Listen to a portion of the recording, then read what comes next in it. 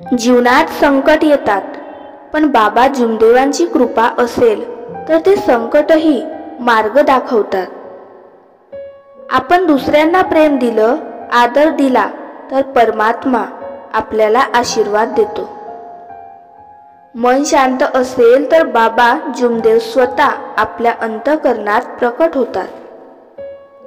सत्पथावर चालणं हेच खरं भक्तीचं चिन्ह आहे आणि बाबा नेहमी सत्पथावरील भक्तांच्या पाठीशी असतात.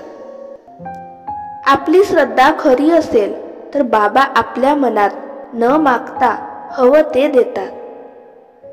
दुसऱ्याच्या दुःखात सहभागी होणं म्हणजेच बाबांची खरी सेवा. बाबा म्हणतात, स्वार्थ सोडा, सेवा जपा आणि आत्मा ओळखा.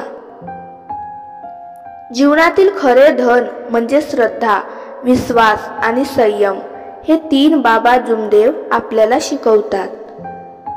प्रत्येक क्षणात परमात्म्याला अनुभवा, कारण बाबा तुमच्या बरोबरच आहेत.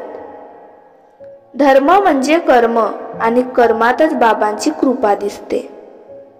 बाबा जुमदेव आपल्या भक्तांची परीक्षा घेतात, पण सोडवताही तेच.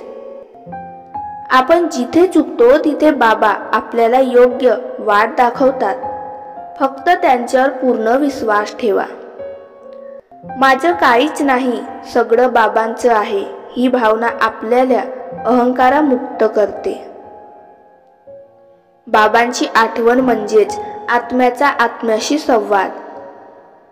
दुःख हे आयुष्याचं सत्य आहे, पण बाबा हे त्या दुःखावरचं उत्तर आहेत. जो इतरांचा तिरस्कार करतो तो बाबांना नाही ओळखत, कारण बाबा म्हणजे प्रेम. सत्याची वाट कठीण असली तरी त्याच वाटेवर बाबा स्वतः चालतात. माझ्या जीवनात जे काही चांगलं घडलं ते बाबांच्या कृपेमुळेच. कधीही एकटं वाटू देऊ नका, बाबा आपल्या मनात आहेत हे विसरू नका. श्रद्धेचा दीप मनात लावा, भक्तीची वाट चालू द्या, कारण बाबा तुमचं पाऊल धरून आहेत.